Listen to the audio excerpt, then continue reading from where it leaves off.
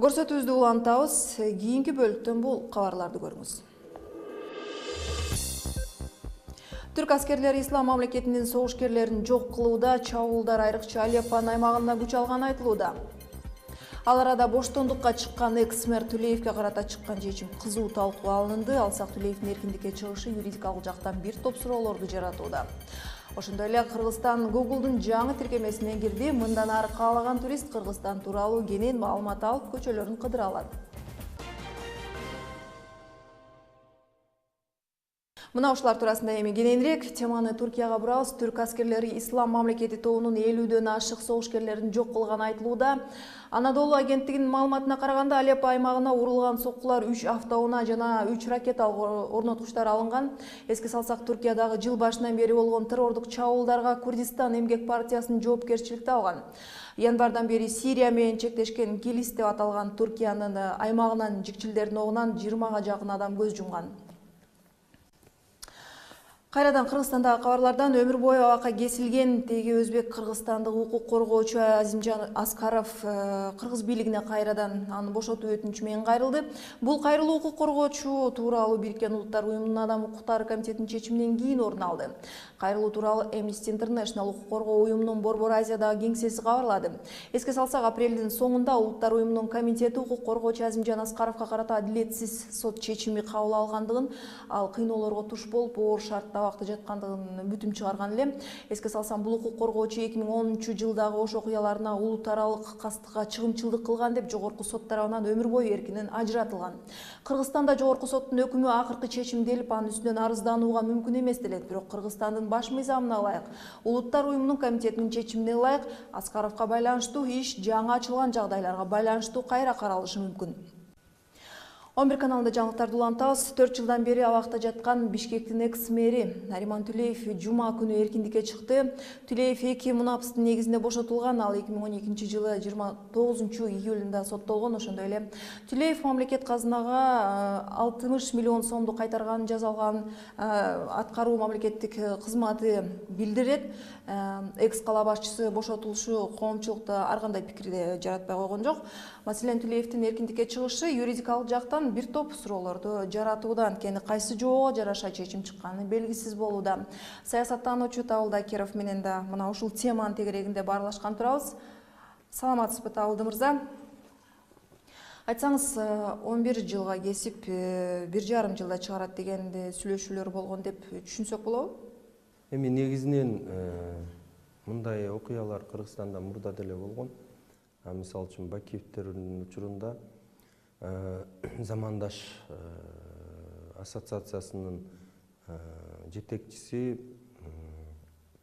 алдагы коррупция аркылуу кармалып, анан 4 миллион доллар карыз болду деп, чыгым келтирилди деп, анан кийин ошол акчаны төлөп бергенден кийин ал кайра мындай эркиндик алганда.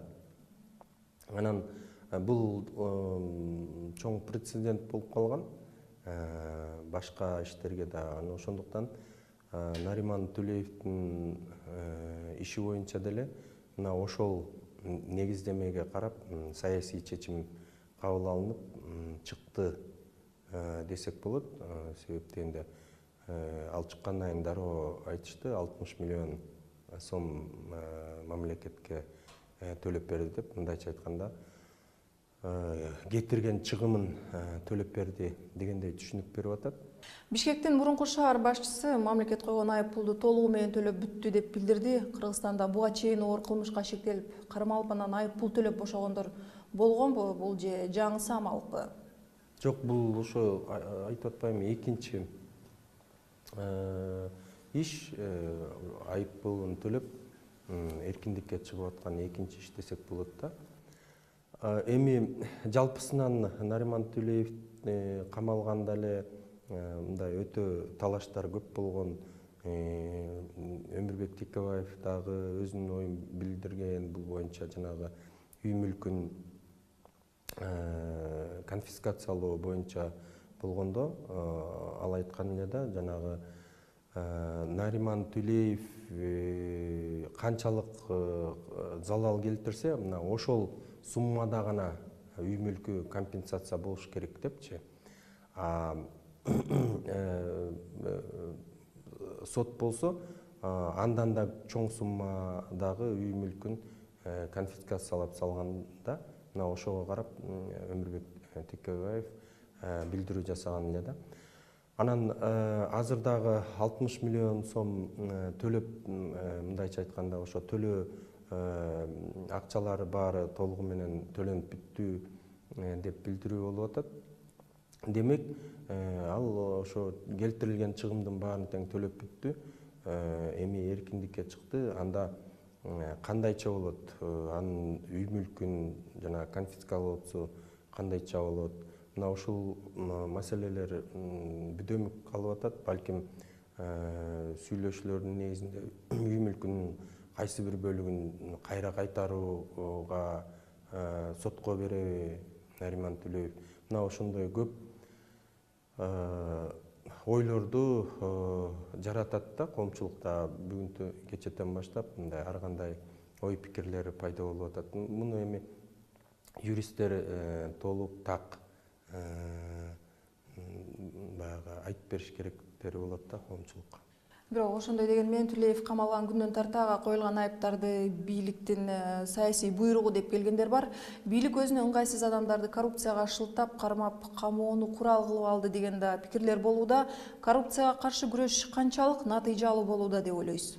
Мен башында эле айткам, коррупцияга каршы күрөш мындай болбош керек Кыргызстанда.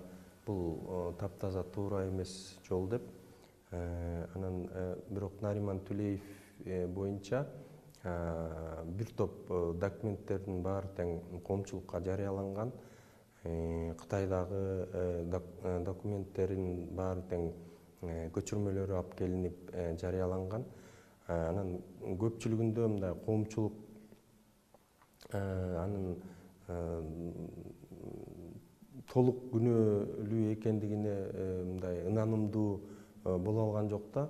Бир эле мындай прокуратура же юристтер жагынан айтылган менен мындай коомчулукка аябай так далилдүү айта алышкан жок да. Анан ошондуктан баары бир дагы бир себеби бул Нариман Түлеев Бишкек мэри болуп турганда мындай өтө жакшы иштер менен өзүн көрсөтө алгандыктан коомчулук мамлекет коюп аткан айыптарды мындай анчайын кабыл албай койду десек болот да. Эми баардыгы болбосо да коомчулуктун бир бөлүгү кабыл алган жок да. Анан ошондуктан азыр айтсак мындай Нариман Түлеевди мурда эле мисалы үчүн 60 миллионду жанагы төлөгөнгө мажбур кылып мыйзамдуу негизде чечимдерди чыгарып, анан боштондукка чыгарып койсо деле ал акча төлөнүп бүтмөк болсо керек деп ойлойм да. Бирок мындай саясий негизде ал камакта отурду, себептен эле коррупция менен күрөш жүрүп атат өлкөдө.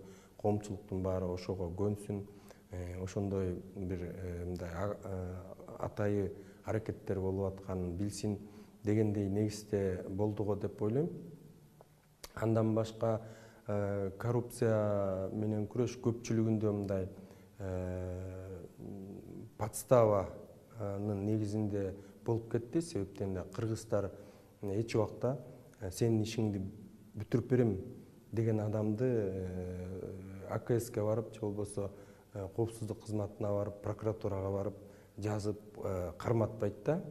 Бул жерде атайы кишилерди таап, сенин проблемаң бар экен, бизге ушул кишини кармап бер деп акча берип, анан жанагындай взятка деген акчаларды көрсөтүп, мындай телевидение аркылуу шоу кылышып, мына ошондойго өтүп кетти. Бирок аягы аябай коркунучтуу болуп калды. Аягында жана министрлер, чоң кызматта иштегендер, областтык жетекчилер коркконунан өзүнүн алдында иштеген